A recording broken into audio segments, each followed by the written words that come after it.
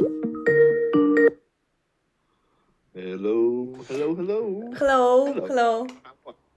Nice How to you doing? see you. The same. So, how are you?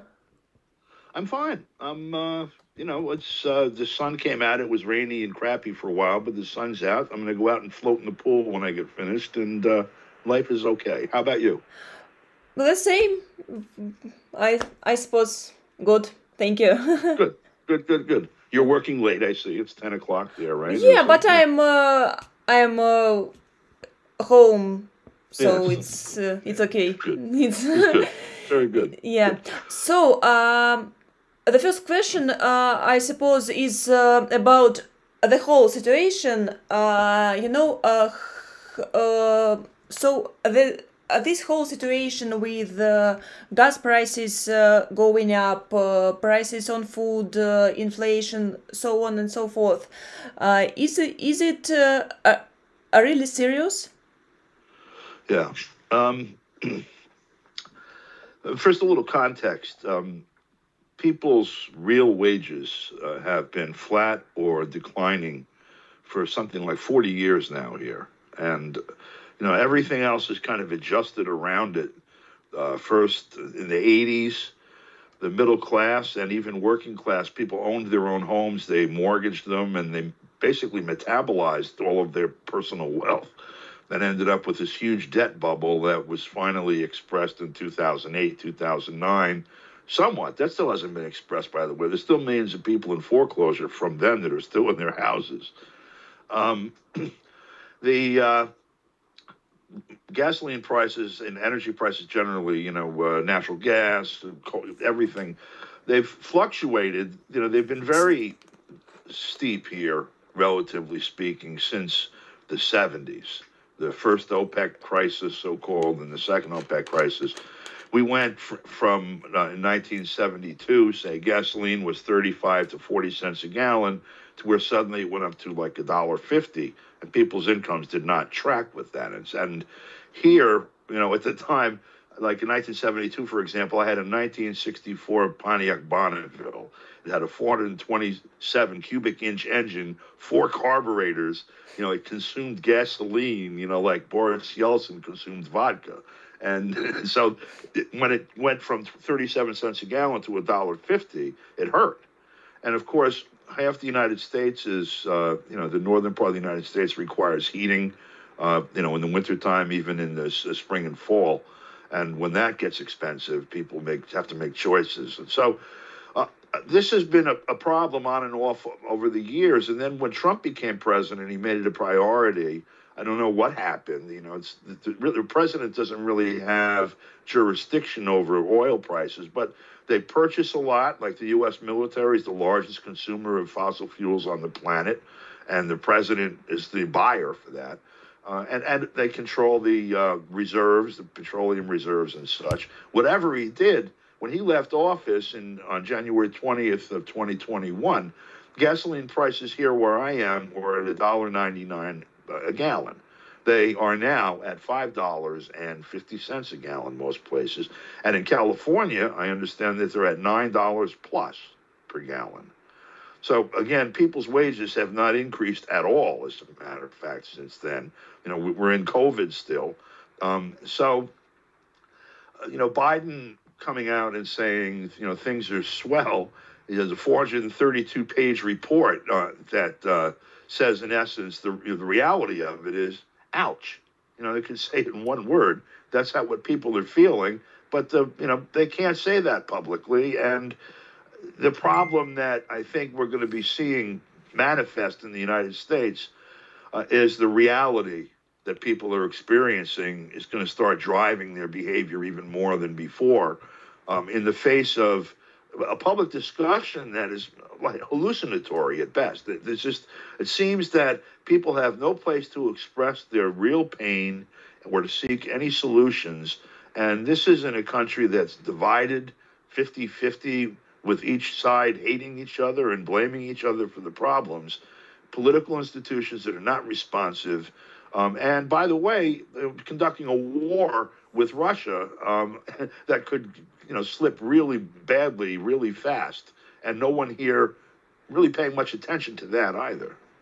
So I'm watching Biden smile with all of this and thinking, what the hell is he smiling about? I see. And so Biden declared an emergency mode this week. So how do you think? Why? And is it a very serious the situation with energy, electricity, and so on? Well, as I've said, his ability to actually, impact oil, it's not national. He can't nationalize it, or he won't nationalize it anyway. And they won't do anything even akin to what was done during World War II here, where the federal government took a very strong, position with respect to price controls and rationing and all of that. I mean, these are the economic solutions to this problem. The real solution to the problem, obviously, would be to stop making war with Russia, to sit down with Europe, Asia, and OPEC plus or whatever, and make smart deals for everybody where humanity prospers and has everything it needs, and oil companies make a profit maybe, but they don't suck the blood of humanity, and that's what we're looking at right now. Of course, that's not on anyone's agenda that's involved in making policy here. So, when he declares an emergency, it means that they get to release into the market some of the strategic reserves that theoretically drives down prices. But you have a monopoly market in essence here. So that price is controlled by the people who control the market. And if you lower the real price, but you don't lower the retail price, all you're doing is feeding more profit into the oil companies, which is what's happening already. In addition to that, to drop the price to consumers, one of the things that they've done is cut the taxes at the state level and some of the counties, and also they're talking about the federal level, and he can do that. So what happens is the tax revenue that's collected with gasoline that funds programs for the public, that money stream will dry up, and instead the prices will rise again to that level, and that money also will go to the oil companies. In essence, his declaration of an emergency is basically a declaration of additional dividends for the shareholders in oil companies. I see. So, so you think that these measures that Biden and his administration proposed isn't effective? So it doesn't. Won't be effective. I don't think they're intended to be effective. There were some very deliberate steps taken to create the condition that exists in the first place, and some very influential people who have a great deal of control over both the Congress and the administration are profiting tremendously right now. But the two major stocks are energy and armaments right now. You have a war that could be, the worst war in human history brewing. And people don't understand just the amount of money being thrown at that for armaments. The $40 billion that was just signed off on for Kiev to conduct 5 more months of war annualizes to $100 billion a year. Now, that's twice the annual budget for housing and urban development.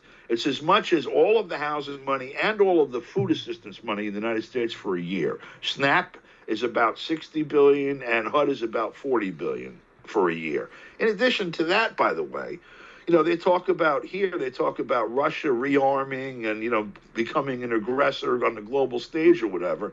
Russia's military budget last year was $65 billion. We're giving Ukraine almost that much for $40 billion.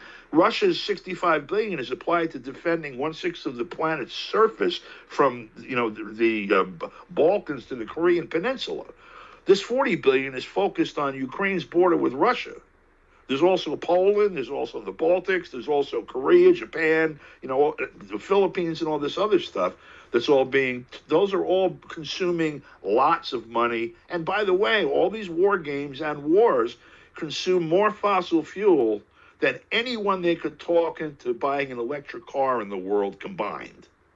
That's the huge, just most ridiculous consumption of fossil fuels. If they're worried about global warming, is the war games and the wars that are being conducted, because the numbers are significant as opposed to all of humanity's transportation.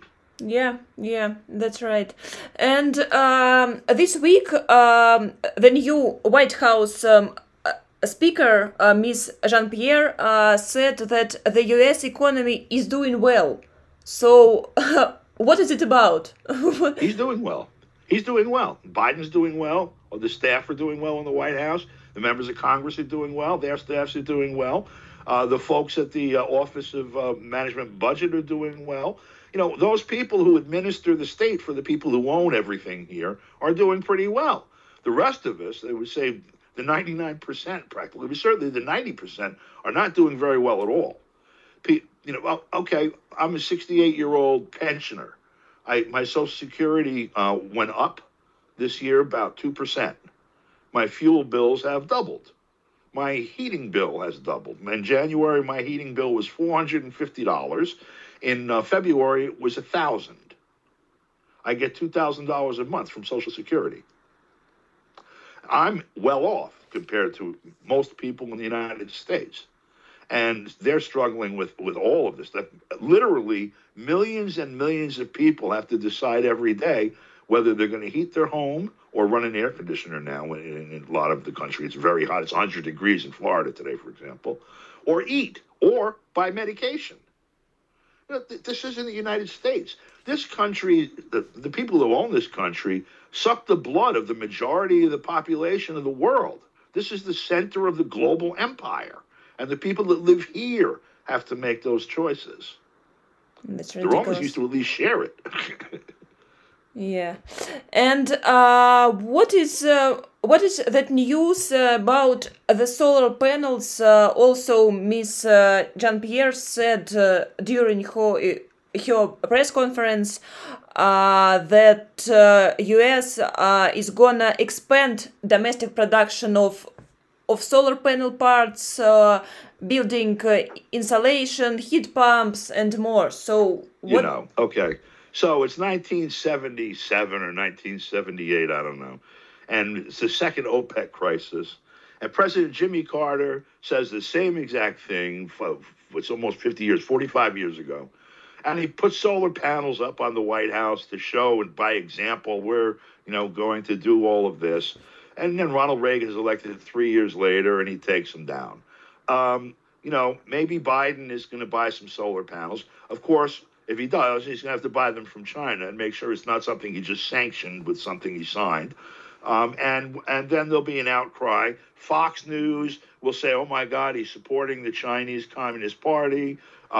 MSNBC will say, we really need to develop a domestic industry to do these things, and then no one will be able to cite a factory because it causes pollution or whatever. And realistically, anyone with a slide rule, if those things still exist, will be able to calculate that it'll take about 9,000 years to build enough solar panels to power the economy that exists in the United States at present. That just doesn't generate enough electricity unless you cover the surface of the country with solar panels. So it's not realistic anyway. It's more political nonsense, but that's a particular game that's been going on almost 50 years here. I see. So it's just another story for. Well, solar is a good idea. I mean, for example, there are houses on my street, if they're oriented properly, they have solar panels on the roof. It cuts their electricity consumption, you know, generates additional electricity. It also warms the hot water in their house. And there are people that use heat pumps and things that'll help to heat their things. Two things happen with that. Number one, it generally, in most of the country, it's not sufficient to take care of everything. So you have to be connected to the grid. Number two, as we have withdrawn, like, for example, as we've had smaller cars that consume less gasoline, the price of gasoline has gone up. So we still spend the same amount of money on gas. These market forces, as they call them, in other words, this captive market, captive to monopoly capitalism in the United States, with the state intervening on behalf of it against us, finds a way, wherever we save money, to capture it. And it's the same thing with this. You know, that maybe if we all had solar panels, maybe our consumption of fossil fuels in terms of, you know, CO2 in the atmosphere and stuff might drop 5, 10, 15% over 1,000 years or however long they're going to take to actually do it. It's not going to be the solution to the problem. And certainly the immediate problem is that people cannot afford $9 a gallon gasoline, and the whole economy cannot afford $6 to $10 a gallon diesel fuel. that transports food to market, products from around the world to the United States, and U.S. products to elsewhere around the world, which are going up in price to people that have no more money than they did yesterday. That's the problem we have. I see. So it was all my question. Maybe I didn't ask you something that you wanted to tell. So I mean, one of the last, certainly the last two election cycles, presidential election cycles, it was obvious that the people of the United States do not trust their political institutions, that they have found no relief in them for the really 40-plus year ongoing problem with austerity, offshoring of jobs, decline in wages, deunionization, privatization of so many things that were covered by the government. The neoliberalism, in essence. I mean, that's the word of art for all of that. That we're super oppressed by it, and we're privileged compared to the people in the colonies. And the political system does not provide us relief for that. We saw evidence of that with Bernie Sanders rising, the outsider, quote unquote, in the Democratic Party, Donald Trump rising, the outsider, quotes, in the Republican Party, actually being elected. And people in the streets, by the way, who have been in the streets over a lot of things for, about 10 years now, at least, since even Occupy Wall Street and such. They're in the streets over Black Lives Matter, and they're in the streets over a lot of things. The real reason is that people's lives are just, we feel we have a very precarious condition here. Millions of people in eviction, millions of people in foreclosure, millions of people food insecure, millions of people need medicine like insulin and things that have no access to it. There's, and again, no relief. So the problem is that there is basically a loss of legitimacy of the institutions here that comes at a time when the person at the head of the government clearly has cognition issues, medical cognition issues. I mean, no serious person can deny that to watch us and talk. And we are closer to a World War III, using the political lexicon that we've used for 50 years, which means war between the United States and Russia, than we have been since 1945. We were not conducting a war on Russia's border in October of 1962, okay? We are now doing that while this patient in the White House says we're looking to, remove the Russian president. He can't be allowed to stay there anymore. I think in a situation where the people don't trust the government and the government is toying with nuclear war, and the economy is, Jamie Dimon said we're looking at an economic hurricane any minute, okay, from Citigroup.